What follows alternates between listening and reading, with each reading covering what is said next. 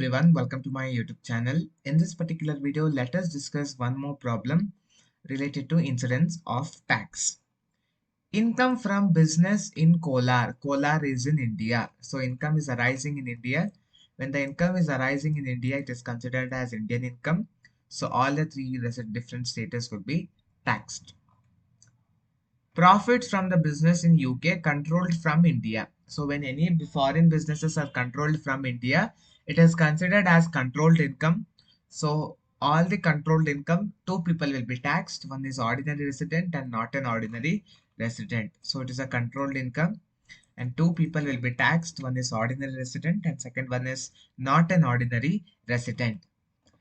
Agricultural income in Burma.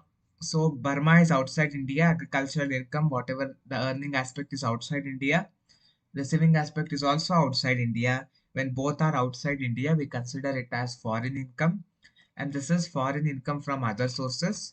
Foreign income from other sources, only one person will be taxed. That is, ordinary resident will only be taxed.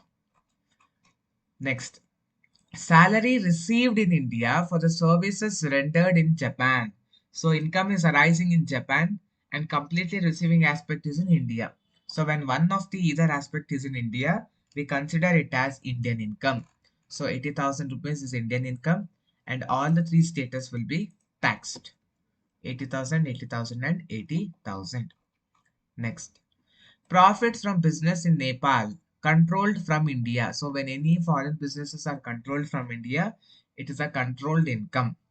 1/3 profit received in India. So some of the receiving aspect is also there in India. So again in this transaction you have two types of income. One is controlled income and second one is Indian income. 1/3 is Indian income and 2/3 is controlled income. So total amount is 60,000. In that 2/3 amount you are not receiving in India. So it will be controlled income. 2/3 of 60,000 will be 40,000. And as you are all aware by now that controlled income, two people will be taxed. One is ordinary resident and second one is not an ordinary resident. Remaining 1/3 of the profit was received in India. So the 60,000 into 1/3 part of it is Indian income. And Indian income, all three residential statuses will be taxed. Interest on post office saving banks 1000 rupees. So you all are aware that if it is a single account till 3500 rupees you have an exemption and 1000 is less than 3500.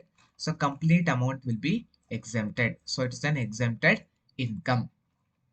Next. Dividend received from Indian company. So Indian company. So income is arising in India and receiving aspect is also in India.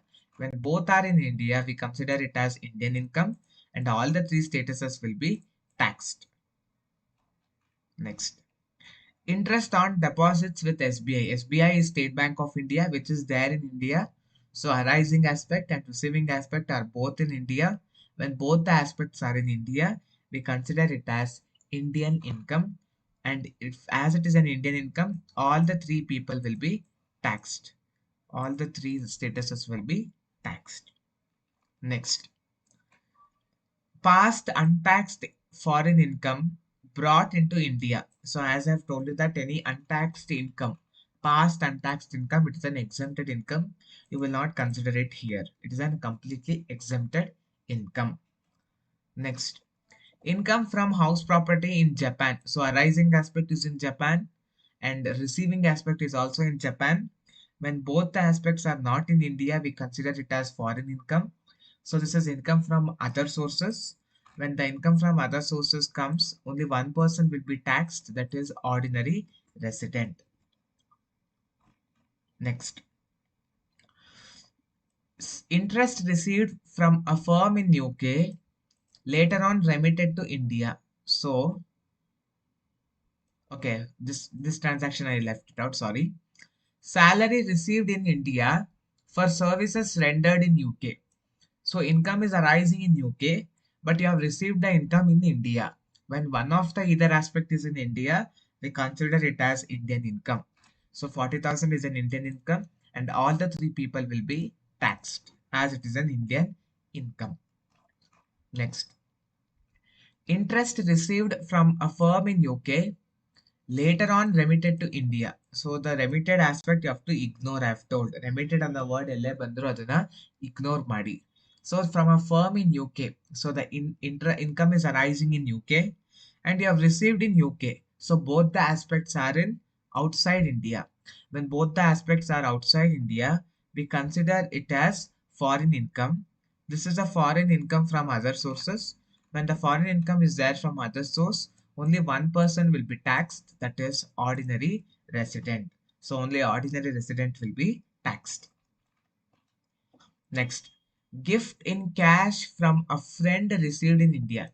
So in my part 1 video, I have told very clearly, other than blood relative, Rakta Sambandhikarana ಹೊರತುಪಡಿಸಿ, other than blood relative, if any gift is received by friend, only till 50,000 will be the exemption.